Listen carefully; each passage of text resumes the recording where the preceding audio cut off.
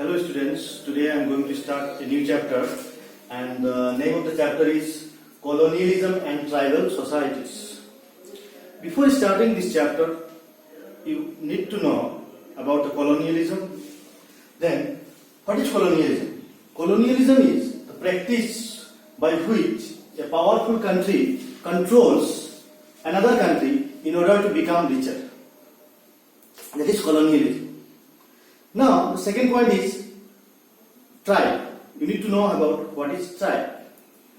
A tribe is a group of people united by a common name and language and culture. Now the second point is what is tribe? A tribe is a group of people united by a common name, language and culture. So, the changes in tribal life. The life of tribal people. They have an intimate relationship with the forest. They live in forest. They live very simple life. They use natural resources in the forest as their livelihood. They live peaceful lives and did not tolerate interference from the outside. They live in the forest very peaceful life. But the advent of British rule, their peaceful lives were disrupted. That means with the advent of the British people, their peaceful lives were disrupted. Now the second point is construction of railway network. The second point is the construction of railway network cutting across the tribal land. The government started to cut the forest to make the railway track. A landmark in the history of Indian forestry was the building of railway network. Because of the building of railway network, a landmark in the history of Indian forestry was the building of railway network.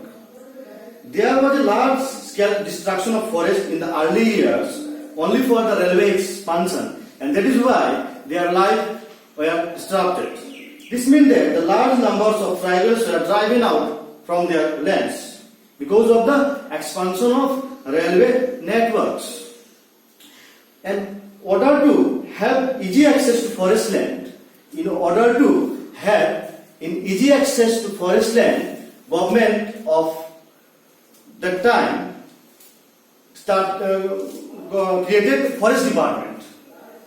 In order to have the easy access to the forest land and wood, the British government created a forest department in 1864.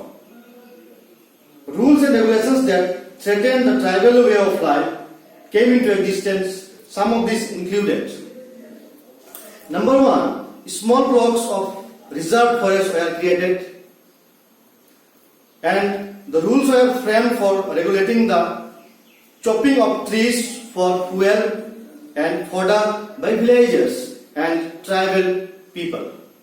British policy towards tribes. British policies towards the tribal people affected their life instead of benefiting them.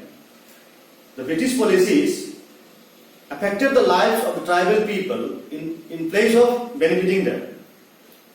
The government started to control over forest zone and utilization of forest wealth for the benefit of urban population.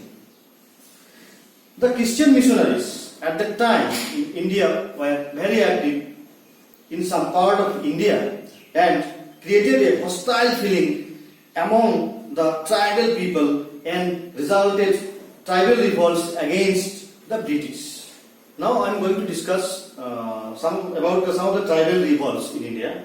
First of all, tribal revolts in Eastern India.